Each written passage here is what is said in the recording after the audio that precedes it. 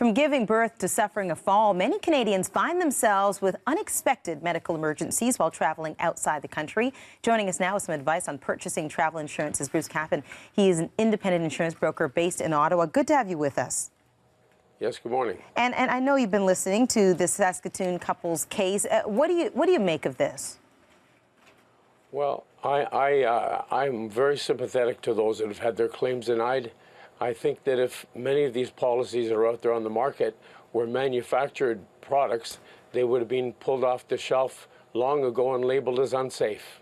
Isn't that an interesting comment? I was reading a little bit about you, and you said that she might have needed to be stable for 6 months prior to leaving on her vacation. What do you mean by that? Well, there's a definition of stability in every policy, and it could be as many as a 6-pronged definition, including a change of medications or a worsening of a condition. But these are legal terms, and I really believe that what needs to happen is we need a change in legislation.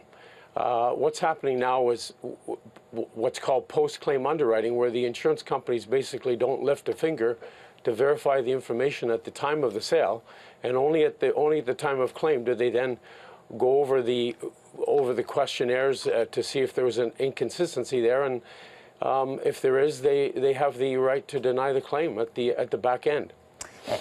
Going back to the Saskatoon couple's case, got a bill for just under $1 million.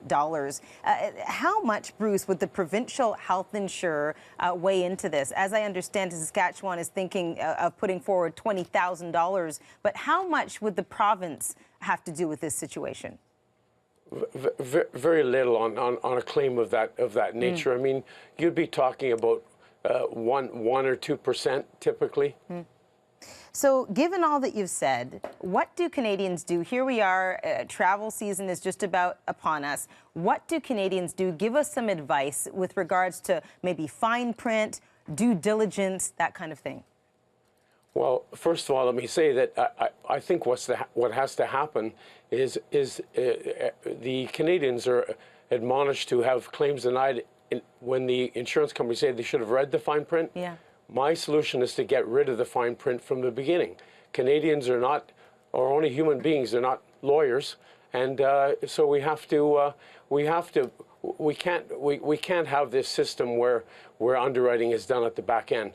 But having said that, there is an effort that the consumer must make at their end as well, and that is to choose policies that are safer than other policies. They're not all the same.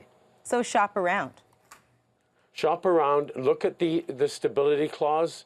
How many days of stability do you need to have prior to departure for having a pre-existing claim accepted if there's a claim on the trip?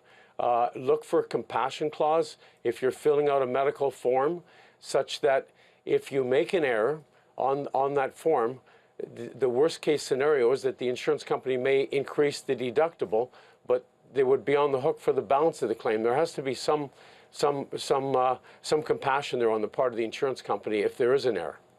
Bruce Caplan is the president of First Rate Insurance Incorporated, joining us this morning. Thank you so much, Bruce. Appreciate it. Thank you.